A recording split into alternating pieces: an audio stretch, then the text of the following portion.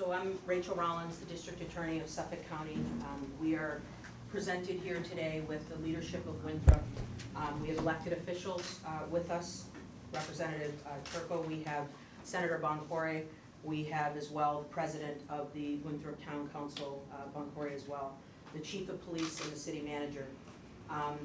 My victim witness advocates in the Suffolk County DA's office and community engagement staff have been in contact with Winthrop's Health Department, Police Department, and schools. We are doing outreach to our network community partners who are trained and experienced in providing trauma-informed services. These partners are going to be vital in helping the town of Winthrop connect residents with services and resources. We will be available to the Winthrop community members at a meeting later this week, a vigil that will take place. Part of why we're here today is to make sure the Winthrop community and surrounding communities of Revere, East Boston, elsewhere, know that this is a circumstance. In this moment, we believe we have neutralized this threat. We don't believe this individual was working with other people at this time, and we understand people are very afraid because of the things that they've heard, and they are afraid that there might be other people working with this individual. And at this stage in the investigation, we are confident in saying we don't believe that to be true. You should know that we are speaking with our federal, state, and local law enforcement partners. We have been in touch with the FBI. We have excellent representation from the Mass State Police Department. Detective Lieutenant Murphy is here, who has been here since the night, Thursday, almost round the clock, working diligently with the Winthrop Police Department, Chelsea, Revere, Transit, Boston, and NEMLAC, our partners there. And we want you to know that although we believe this threat has been neutralized, it's easy for you to possibly think this type of thing only happens in Charlotte, or when we saw the insurrection on January 6th, that those were individuals from down south. This happened in Winthrop, which is in Suffolk County, which is in the north, and this person had some very disturbing beliefs, white supremacist beliefs regarding the Jewish, members of our Jewish population, as well as black individuals. And 2 people lost their lives as a result of it. We are very grateful to the sergeant of the Winthrop Police Department who neutralized that threat, and thank God no one else was harmed. He stopped other people from being killed that day, and he protected this community. So we want you to know, we understand you're afraid. There is not anything else indicating that this individual had somebody working with him, but we are continuing every minute to investigate this, to interview people, and to find out why and how this happened in Suffolk County. I'm going to turn it over to Chief Delahanty now, who is also the town manager. Thank you, Madam DA. Thank you again, everyone, for your help and support. The outpouring and support from the community members, as well as our local, state, and federal partners, has been overwhelming and grateful, and we're grateful for that. And it's very important to remember we should not be judged here in Winthrop by an event on one Saturday afternoon, beautiful Saturday afternoon, that took place. We should be judged by the response of the residents on that street who came pouring out of their homes to help those that were injured. It is a traumatic event. I know and understand the emotional effects of a devastating event like this to law enforcement officers. It is also a devastating effect to those who live on the route of destruction on Saturday. And the children of our community who witnessed that, whether they came out of a house or they were in a car that was driving by. We have a plan to respond to those devastations and trauma that has been induced by this hateful act of this one individual in this community. And one shouldn't be judged by that one individual that has a very strange ideology that is not the representative of this community. So I'd like to call upon the superintendent of schools, the public health director, Meredith Hurley, who has been working on a plan all day long to respond to community trauma.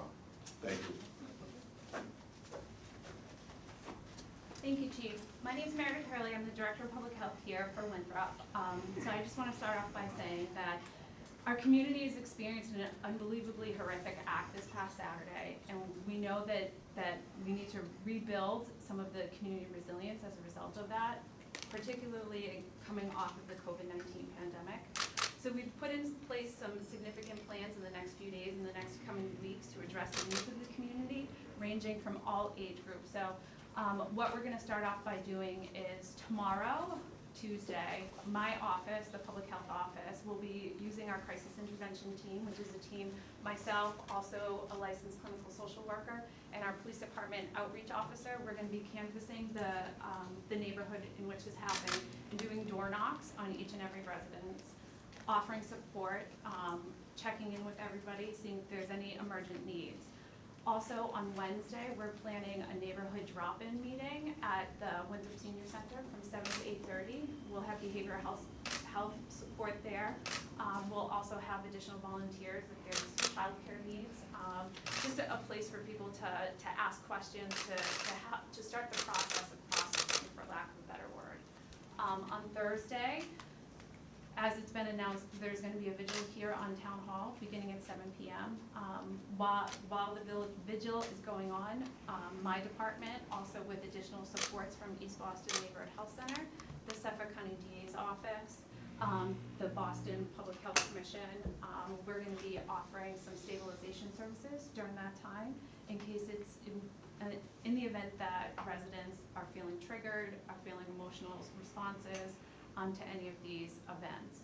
Beginning next week, we're planning a community-wide meeting related to what community trauma looks like, community stressors, so that we can get the information out there for folks, what to look for in our families, what to look for in our neighbors. We're only good as those that are surrounding us, so we wanna make sure that we're checking in with as many people as possible. I'm gonna turn it over to the superintendent in schools to talk more specifically about our response with the kids. Hi, I'm Lisa Howard. I'm the superintendent of schools here in Winthrop. I'd like to begin by just stating that the Winthrop Public Schools has zero tolerance for any hate in our school or in our community, or any acts of hate or disruption.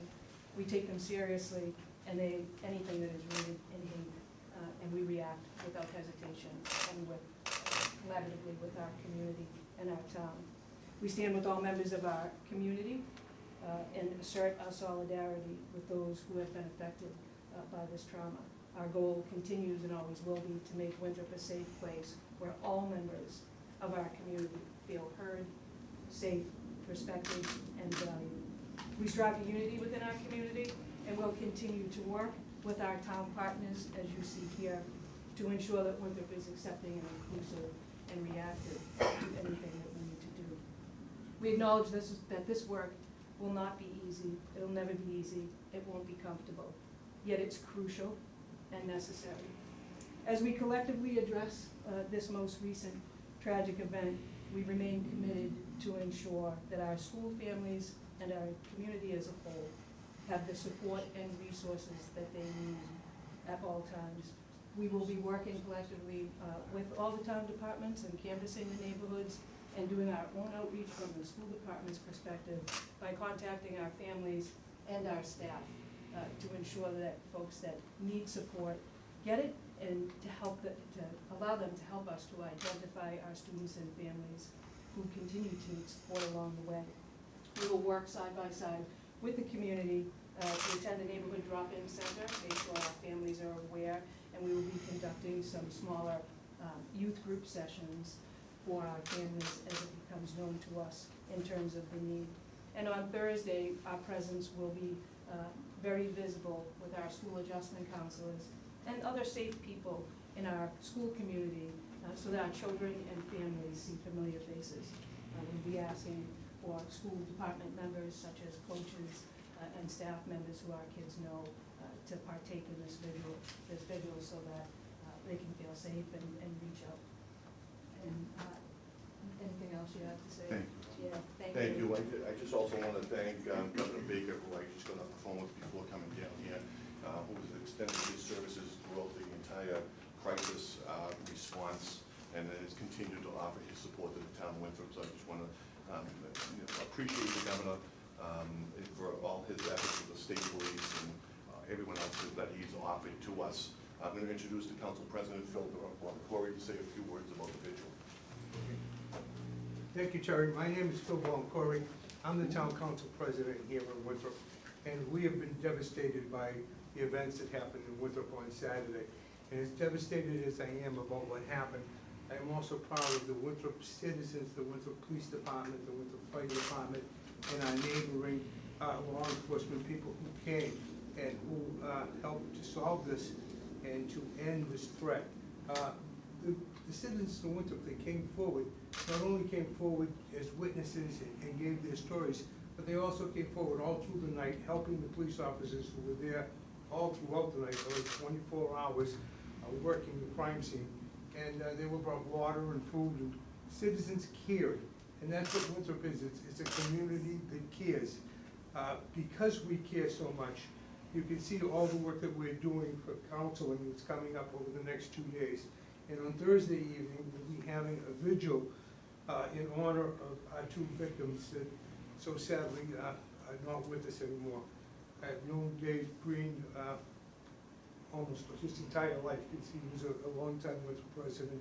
Ramona was new to the town, only having been here a couple of months, but from all the neighbors that she had, we hear nothing but good things about her, and of course, nothing but good things about David. We will be honoring them Thursday night at 7 p.m. on the Town Hall lawn, and it will be a prayer vigil, a candlelight vigil, and we expect to have all the clergy here, and we're hoping for a good turnout of people here to remember these two unfortunate victims. Thank you. Thank you. Anyway, we'll take a few questions and that's it. Do you have any information about a procession for either one or both of the victims happening tonight? Not that I'm aware of. No, not that we're aware of. Do you have anything more on the investigation that you mentioned in terms of talking to the suspects, family members or friends? Where does that stand right now, and have we learned anything? Sure. So with me, hiding back here, is the First Assistant District Attorney, Daniel Mulhern. He is an exceptional lawyer who has led our gang unit and has stood by my side since I took office on January 2nd, 2019. He personally is handling this investigation. He is working hand in hand with this man, Detective Lieutenant Murphy of the Massachusetts State Police. Exceptional in his job. He has been here from the beginning. He is working with the man beside him, who is the chief of the Winthrop Police right now, John Goodman. And sir, I don't know you personally, but I know you have been deeply involved as well. We are learning every minute new things about this individual. There are some things that I've shared in the beginning. There are others that we likely might not be sharing until possibly later on today or tomorrow. But as we learn more, we will share with you. This is unique, sir, because this investigation is more for answers for the family. There is very little that needs to be done about finding out who committed this horrific act. We already know the person that did. We know the hero and the sergeant from the Winthrop Police Department who neutralized that awful situation that was escalating. After we have heard in our investigation, and you have heard through the media, many residents of Winthrop said that this police officer, after knowing this individual killed two people, still gave commands, please put your weapon down. And after the person refused to do so, only then discharged his firearm, and then immediately rendered aid on a person that had killed two people. The amount of restraint, the amount of, quite frankly, like discipline that takes. This person is a hero who has saved our community in Winthrop much more devastation than we are experiencing right now. As we learn more, we will tell you more. We are hoping possibly later on today or tomorrow to have some information about actual quotes that this individual has written in his own hand. This is not speculation, but you are in very good hands with this investigation between Dan Mulhern, Detective Lieutenant Murphy, and Captain or Chief Goodman. You just said this is not speculation. Does that mean you're more certain about the hate crime aspect of this? What I'm certain of is that in his handwriting, what it is he was saying he was thinking, as recently as within the last week or so, right? If we are to believe the dates that he's written in his notebook, that's number one. I'm certain of that. The other thing I am certain of is there are living people who interacted with this individual, who are alive to live another day, and none of those people were black, and the only two people that are dead as a result of this are two black people he encountered in a very active, sadly, scene and neighborhood as a result of his destruction, stealing a car, hitting a car, or a box truck, hitting a car, running into a property, and then exiting. So I think those two combined, we are learning more every day, but I am confident saying that there was hate in this man's heart. Whether that was the only reason he did what he did, we're not gonna be fully sure, but I can tell you I am certain of his language in his own handwriting, and certain of the fact that the two people that were murdered are black, and several people he encountered that were not, lived. And you you did believe say that the when act he- alone. Do you- I don't- You did say the act alone.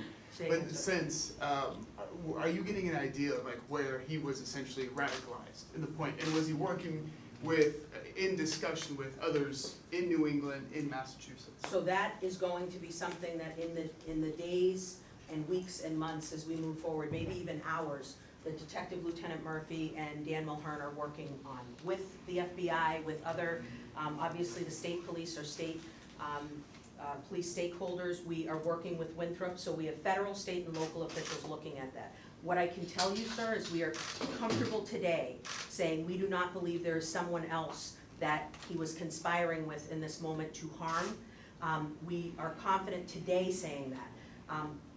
When he became radicalized or when he started believing these things, we are not certain yet, but as we learn more, we promise we will tell you more. Do you have a believe that question? what he did on Saturday was planned or premeditated in any way? We can't speculate as to that yet, and if we get there, we will tell you.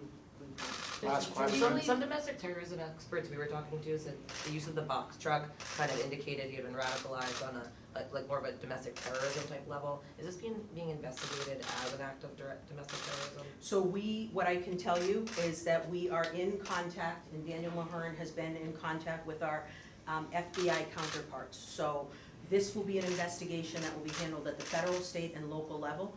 We control the investigation right now because it's a homicide, and in Suffolk County and Massachusetts, the district attorneys direct and control all homicide investigations. But we are welcome any information from federal law enforcement partners. We are working with the state and the local as well. So this is not a jurisdictional fight. We are really open to getting whatever information we can from the special agent in charge of the FBI, as well as anyone else. Have you been able to rule out the spouse at all? Like any knowledge about the situation? So we are not comfortable saying anything there yet, but what we can tell you that we hope to be talking about soon in a more generalized fashion is when we have people that we love, that we believe are possibly starting to become radicalized, what can we do? Where can we go to get help with that? Because I think, you know, we're gonna be giving you more answers about what happened in this circumstance, but we wanna give people tools. You can love someone and not agree with what they're doing. You can also, where do you go to report those type of things, right? And we will be, in the days and weeks to come, giving information to the community about whether it's that they do contact the special agent in charge of the FBI office, or whether they do go to Chief Delahanty or the DA's office to say, look, we're concerned about this behavior, what do we do? But as of right now, we're not gonna make any comments about his wife. Thank you Do you all have very any more much. information about the victims and how he crossed paths with them? Were they there to help? We don't have any more to say about that yet. Thank you. Thank you. Oh, Chief, sorry, were you able to listen to 911 tapes from Saturday? We'll leave that.